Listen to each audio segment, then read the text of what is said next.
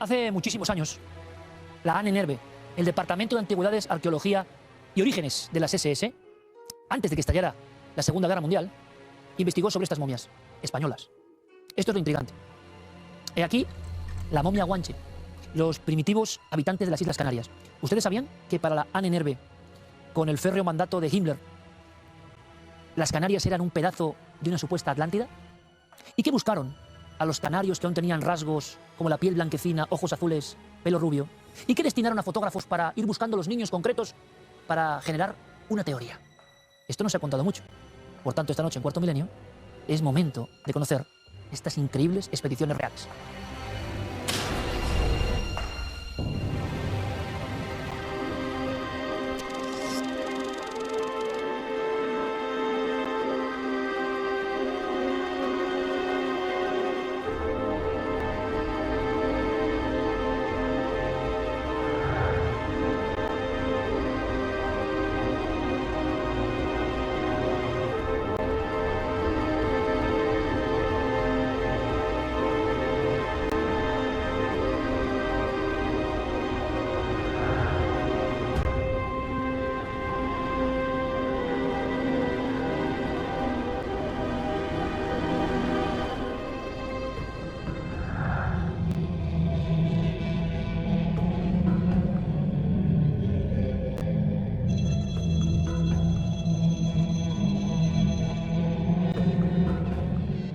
¿Y quién mejor para desvelar algunos secretos? Tema apasionante, lo van a ver y que seguro es muy seguido en nuestras queridas Islas Canarias, que don Javier Nicolás, yo diría que el máximo experto a nivel de la historia, de todos los campos que tienen que ver con lo que fue la historia del nazismo en sí, con las SS, con las investigaciones arqueológicas y con todo el mundo del ocultismo. Está preparando cosas apasionantes. Javier, bienvenido.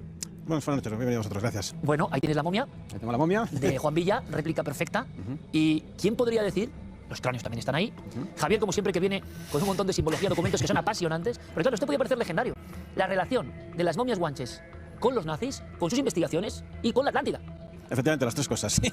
Bueno, es una tripleta fascinante. Es un triplete bueno, sí. La verdad es que para el Tercer Reich, el tema de las momias y los cráneos guanches fue clave. Fue clave para montar la teoría de que el mundo que se va hacia la Lux Oriente, el mundo que se va hacia el Mediterráneo, no fue de Egipto hacia el mundo megalítico escocés, bretón o danés, sino al revés.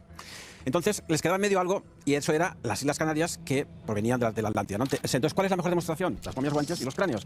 Porque, efectivamente, a ver, tengo que decir que las momias guanches, las que podemos ver, que hay muchas rubias, que se nota que eran de piel clara, ojos azules, es un 8 o un 10%, bueno, es que del total de rubios me refiero, ¿no? Y están centrados sobre todo en Tenerife y Gran Canarias, ¿vale? Vaya por delante que no soy antropólogo ni paleontólogo, o sea, yo soy historiador y voy a hablar de las teorías que surgen, que surgen de Alemania, sobre todo en principios del siglo hasta los años 40, ¿vale? ¿Qué dice esa teoría? Dice que los guanches, y a través de sus momias, provienen de los cromañones, que el cromañón no acaba en África, el cromañón sigue viviendo de alguna manera en las Canarias, ¿vale? Entonces ese cromañón es el cromañón que ellos llaman el cromañón rubio de ojos azules, ¿vale? A ver, todos los conquistadores, desde 1404, que empieza la primera vez que se descubre Canarias, el famoso Leonardo Torriani en el siglo XVI, por orden de Felipe II, el rey, portugueses, ingleses, todos, sin excepción, hablan de los habitantes que ven en Canarias, que son esos guanches, son rubios, altos y ojos azules. O sea, eso está ahí. Es más, Torriani, en el siglo XVI, en su libro de 1588, hace unos dibujos a color donde se les ve perfectamente rubios. O sea, eso es indiscutible. Entonces, ¿qué es lo que se discute a día de hoy, digamos, la ciencia? Lo que no se discute que efectivamente los primitivos habitantes de Tenerife o Gran Canaria fueran rubios. No, esto no se discute. Lo que se discute es el origen. Ahí está. A ver, todos sabemos que el norte de África fue a partir del siglo VIII. Cuando vienen aquí en el 711 a España, Tariq y compañía. La expansión del Islam también se produce en el norte de África. Antes no había Islam ni había nada. ¿Qué había ahí? Pues ahí está la gracia, los bereberes. Pero además te diré más. Bölfeld, del cual hablaremos bastante a lo largo de este programa, Bölfeld, uno de los investigadores fundamentales en el Tercer Reich sobre el tema canario, él enlaza, porque era un gran lingüista, enlaza los bereberes, el idioma hausa, que se habla en Nigeria, y el vasco. Es verdad, todas las teorías sobre eso, sí, señor. Entonces él hace esa teoría filológica, que hace un monumental libro que habla de ese tema, ¿no? Entonces, ¿cuál es el problema? El problema es que la historiografía más moderna no niega de que las momias guanches o los cráneos guanches vengan de ese sustrato de cromañón. Ellos dicen que sí que hubo, pero no de cromañón. Ojo, amigos, esto es lo que ellos decían, manifestaban, creían. Cierto o no, destinaron recursos, invirtieron en investigar en diferentes lugares y, por supuesto, Canarias. Y lo que Javier Nicolás me trae, a mí me parece un pelotazo, yo nunca lo había visto, que son las búsquedas, Javier, concretas, organizadas en artículos de su revista principal, sobre niños canarios. Eso es. Bueno, la revista, la ANNERVE, de la cual ya hemos hablado en ese programa, ¿no? Te recuerdo que cuando se crea en el año 35, el único punto de España que quiere investigar la Nerve es Canarias. Ni siquiera los visigodos. Eso fue después cuando Himmler visitó España. Su prioridad era Canarias. Claro, porque es la clave, ¿vale? Entonces la Nerve hace esta revista, que se llama Germani, que es la revista oficial de la Nerve. Y en el año 37, esta es la revista encuadernada, en el año 37, Franz von Löcher hace un artículo sobre esa claro, tenemos las momias, los cráneos rubios, y dice, voy a buscar gente rubia, ¿no? Y entonces se da un paseo por varias islas y hace un artículo con fotos de niños rubios, ¿vale? Entonces aquí solo salen 3 fotos, pero en realidad hubo muchísimas más, ¿vale? Él hizo más de 300 fotografías o 400. Y un buscador antropológico diciendo, aquí está el origen. Trabajo de campo. Entonces, claro, dice, ven, aquí está la prueba de que las momias y los cráneos, el sustrato está ahí, sigue estando ahí. Tanto que se ha hablado de la Nerve, y tú tienes ese libro que es fundamental, la Nerve en España, Sí. que es fundamental, y la principal investigación era algo bastante alejado de la península, como Canarias. Para ellos era el tema número 1. Sí. La Nerve, que como sabéis, este es digamos, el emblema, la Nerve, le da mucho énfasis a Canarias por la cuestión esta de, es como diríamos el eslabón perdido de alguna manera, ¿vale? Es decir, es lo que va a demostrar que la Atlántida, a través de Canarias, se van hacia como hemos dicho, Irán, India, etcétera, ¿no? Entonces, el hecho de que en Canarias haya ese cúmulo, ese sustrato ario, evidentemente, para ellos, es fundamental. Mira, te diré más. Doelfel, que es el Joseph Dominic Doelfel, que en el 2018 legaron a la familia el legado al Museo de Gran Canarias, todos sus 6.000 fichas sobre Canarias, que hizo Doelfel en Canarias, trabajo de campo. 6.000 fichas. 6.000 fichas sobre guanches, sí. Wow. O sea, es el trabajo más completo. La gente era metódica 100%, ¿no? Y te digo más, el trabajo más completo que se ha hecho sobre Canarias es el de Doelfel, que estaba en el Tercer Reich, ¿vale? Que además, luego, ya comentaré, pero bueno, que acabada la guerra, como todo el mundo, intentó salvar el pellejo. Entonces, dijo que había estado en un momento de resistencia, pero bueno, no fue así, pero bueno, es igual. En cualquier caso, Doelfel es el mayor investigador, junto a Otto Huth, que hablaremos después, de las Canarias. Y él, Doelfel, tiene la clarividencia, el mérito de haber descubierto el libro de Torriani. Leonardo Torriani fue un ingeniero que en el siglo XVI está en la corte de Felipe II porque, como sabes, media calidad nuestra, ¿no? Entonces, Felipe II le encarga a Torriani que vaya a las Canarias, porque ya ha oído hablar de que ya han empezado los portugueses y los ingleses y quiere, pero le envía no como antropólogo, le envía para reforzar un puerto y un castillo, o sea, como ingeniero que es, pues vas. Pero claro, el tipo este Torriani es un tío muy interesante y aparte de hacer eso, efectivamente, la construcción militar para defender Tenerife, el tipo lo que hace es además darse una vuelta y es cuando describe los aborígenes diciendo eso, que son rubios, ojos azules y altos. Hablo de altos porque Torriani es muy curioso, yo no sé si aquí se ha hablado alguna vez de ese tema, de esas momias de 3 metros, ¿no? Sí. O sea, bueno, evidentemente vosotros sois más expertos que yo en ese tema, ¿no? Pero Torriani fue el primero que habla de eso, ¿no? Entonces, otras fuentes dicen que, claro, como la media del español, del conquistador español, era 1,60 m más o menos, como estos son del tronco, digamos, nórdico, pues a lo mejor medían 1,80 m. Claro, y eso Pero saca eran gigantes de la Claro, época. claro, para ellos un tío de 1,80 m, pues dices, ostras, pues es un gigante, ¿no? Antes se habla mucho de gigantes. Hay una cosa que, por si queda, para ellos, la Atlántida era una parte casi de Canarias o estaba muy próxima a Canarias. Claro, ahí está. Para ellos tienen claro que tanto Cabo Verde como Canarias, incluso si me apuras hasta los Azores, bueno, tú sabes que Platón en Critón y Timeo la mete en Tartesos, Cádiz, ¿no? Bueno, yo para mí, mi punto de vista es un triángulo que va desde Islandia hasta Canarias. Sería un desgaje de esa primitiva Atlántida. Claro, esa Doggerland, esto de alguna manera, eso quedó. Bueno, pues está el Teide, porque de alguna manera surge esa montaña impresionante, ¿no? Y de alguna manera es el único, claro, es la punta del iceberg de la Atlántida. Esta es la gracia. Entonces, y además eso, que además podemos demostrar, como ellos quisieron, de que en la raza aria viene, o sea, no que venga de ahí, viene del norte, pero en Canarias es el único sitio donde tenemos restos, tenemos momias y cráneos, porque ahí arriba no queda nada, digamos, ¿no? En el Doggerland que se hundió. Sería la raíz de esta historia. Claro. Y una cosa, hay un segundo investigador que es otro símbolo ahí que me decías que tiene que ver incluso ya con Sí, Canarias. Claro, este símbolo es el Irminsul. El Irminsul es el símbolo del paganismo centroeuropeo alemán, ¿no? El Irminsul es el árbol sagrado. Tú sabes que el Irminsul es donde Wotan, el dios Wotan, que es el Odín o el Zeus, se ahorca y cede un ojo para tener conocimiento, ¿no? Pero siempre está con el parche, ¿no?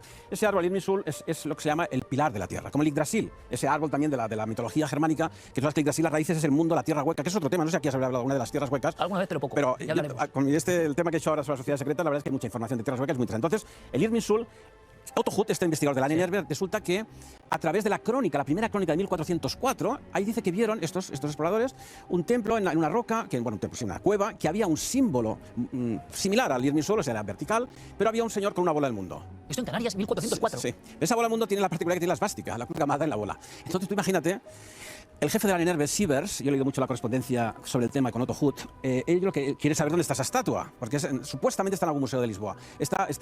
Yo he intentado, yo no he descubierto nada, dónde está esa estatua, ¿no? Pero Sievers sí que pide a Santa Olalla, precisamente, con su contrato con Portugal está al lado, que le dice, oye, vamos a ver si podemos encontrar esa estatua, porque enlaza con la idea de Irminsul, el pilar del mundo, ¿no? O sea, el pilar vertical donde se asienta la humanidad, ¿no? Y eso es una cosa muy nórdica, muy aria, muy germánica. Una crónica de 1404 en Canarias habla de esa escultura, se pierde en rastro. algún momento de la historia, Eso es. y estas personas, con Otto Huth a la cabeza, intentan buscarla. Correcto. Y esa fiebre por Canarias, tienes ahí el libro 1937, continúa durante todo el proceso de guerra. Sí. Es más, mira, es muy curioso. Cuando la guerra ya está, en el año 41, que ya empieza la balanza ya a decantarse hacia los aliados, Doelfel pide dinero para hacer su gran obra sobre Canarias, ¿vale?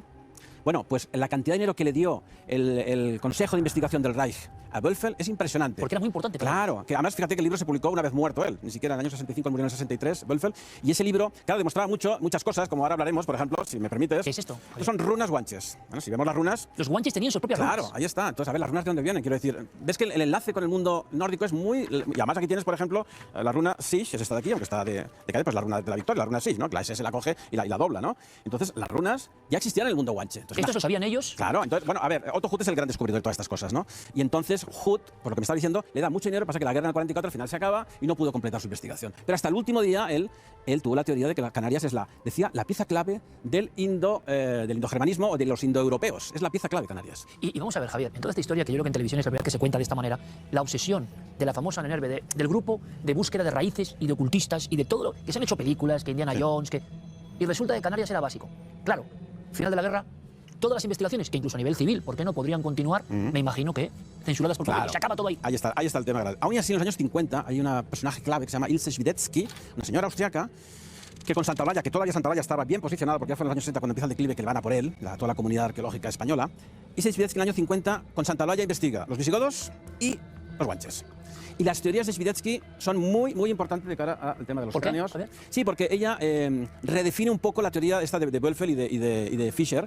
Ella habla ya de dos razas nórdicas, una más allá que otra. O sea, es un poquito así un tema curioso, ¿no? Pero sí, unos más blancos que otros, más blancos que otros. Los enlaza directamente lo que se llama la cultura atlántico-libio o libio-atlántico, en el sentido de que efectivamente en el norte de África hubo también cromañones blancos, y el concepto que ya lo inventó Bölfel con Fischer del África blanca, ojo, hasta los años 50 se ha mantenido en la comunidad internacional científica. El África blanca significa, fíjate, África blanca. Cuando uno piensa en África, realmente piensa en la África... pues gente negra. Gente negra, o sea, en la África negra, ¿no? Claro, o sea, siempre habla del continente negro, ¿no? Pues no.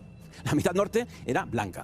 En África, ¿pero qué pasa? Llegan los años 60 y ya todo eso es políticamente incorrecto. Entonces, Ilse Schwiedetsky, tú coges y ya la tachan de cualquier cosa. Y años 50, que ya había acabado la guerra hacía tiempo. Bueno, Otto Huth, Otto Rössler, Fischer...